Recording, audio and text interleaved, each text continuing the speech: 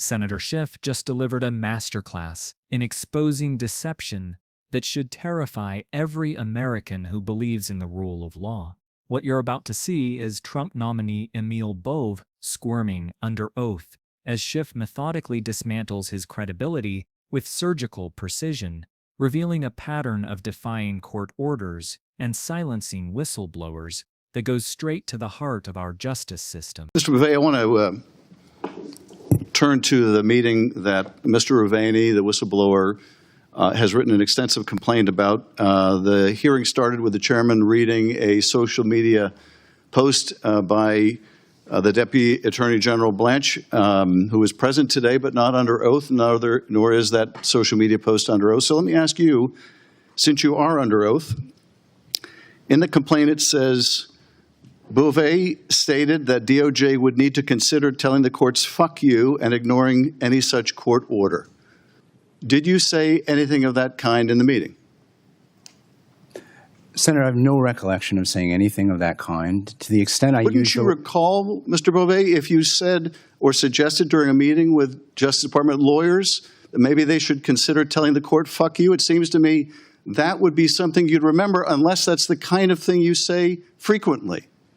Well, I've certainly said things encouraging litigators at the department to fight hard for valid positions that we have to take in defense of our clients. And have you frequently suggested that they say fuck you and ignore court orders? Is that also something you frequently do, such you might not remember doing it on this occasion?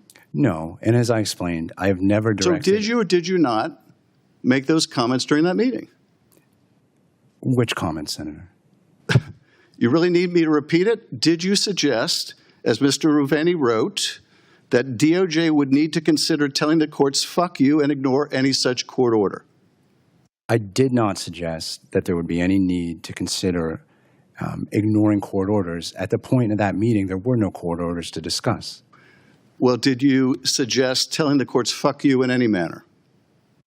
I don't recall. You just don't remember that. Well, let me ask you this. It also says in the complaint, Bove indicated and stressed to all in attendance that the planes needed to take off no matter what. These are the planes that a judge was ordering not be used to render people to a maximum security prison outside the country.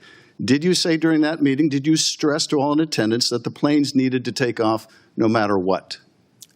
Senator, your characterization is not accurate. It's not my characterization. It's the characterization of a decorated prosecutor who was in that meeting. Are you saying that he's lying? As I said at the beginning of the hearing. No, I'm not interested in what you said at the beginning of the hearing. I'm interested in whether you stressed to people in attendance that the planes needed to take off no matter what. Did you say that? I certainly conveyed the importance of the upcoming operation. Well, don't paraphrase here. Did you tell people in attendance the planes needed to take off no matter what?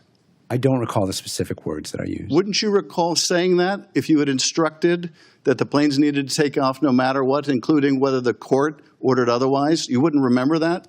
This is a mischaracterization, Senator. There were no court orders at this point. Well, there was a court order, wasn't there? No, wasn't there a court order by Judge Boasberg, if not in this specific case, then in related cases, that people not be sent out of the country until the court could rule? Wasn't there a court order? Not at the time of that meeting, Senator. Did you participate in the decision not to disseminate that oral court order prior to the written court order to other agencies so those planes would not take off, so those planes would turn around? Were you involved in the decision to withhold that court order from the responsible agencies? I think it's clear that I participated. Yes or no? I participated in this matter, and I'm not going to get into the contents of legal advice. I did, over the course of time, as many lawyers have. No, I'm not interested in over the course of time. I'm interested in whether you participated in the willful violation of court orders as alleged in this complaint. Let me ask you this, Mr. Bove, if there are notes of that meeting, will you provide them to this committee? I defer to the committee and to the executive branch on the procedure. And if the committee requests them, will you provide those notes to the committee? I defer to the executive branch on the handling of that request. And let me ask you about notes from another meeting, which you're contesting here, and that is the meeting over the decision to dismiss the case in New York, the corruption case against the mayor of New York. According to Ms. Sassoon, the U.S. attorney at the time, during the meeting with Adams' attorneys, where she described Adams' attorneys repeatedly urging what amounted to a quid pro quo, that you admonished one of the lawyers in the room to stop taking notes. Is that true? I don't believe I instructed that attorney to stop taking notes. I did remark on the fact that he was taking extensive notes, yes. And why did it concern you that he was taking notes of that meeting? Because at that point in the meeting, we were discussing who was responsible for media leaks, and I was making the point that only the prosecutors had created an extensive record that could support detailed leaks. And you were concerned, were you, that information about this potential quid pro quo might become public? Was that the concern? I've explained that there was no quid pro quo. Will you provide the notes of that meeting, which you, according to the U.S. attorney, instructed be collected at the end of the meeting?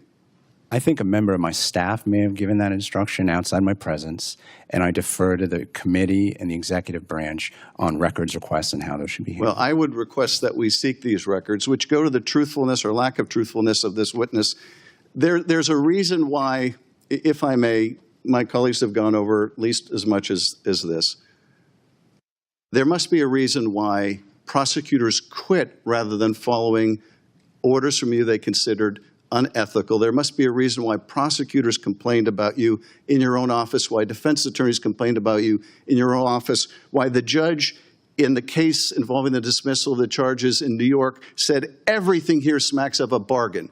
You testified earlier that the objective evidence overwhelmingly made it clear that it was not a bargain. That there must be a reason why everyone disagrees with you, Mr. Bove, and people feel it necessary to give up a job they love at the Department of Justice and quit because they won't go along with what they consider unethical and immoral orders from you. There must be a reason why that is so true of so many, and this court needs to get to the bottom of it. I yield back. Thank you, May I make Senator a parliamentary inquiry? Go ahead, sir. Thank you, Madam Chair.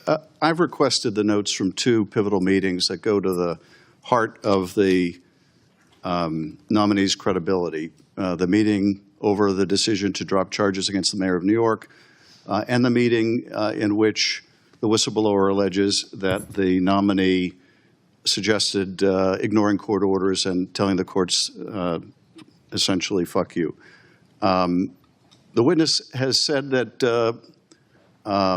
the decision whether to turn over those notes will determine or depend, I guess, on whether there's an assertion of privilege of some kind. And we have the great good fortune at this moment to have the Attorney General and the Deputy Attorney General here with us today. We can resolve this right now. I would ask through the chair whether the Attorney General and the Deputy Attorney General will approve the provision of these notes to the committee.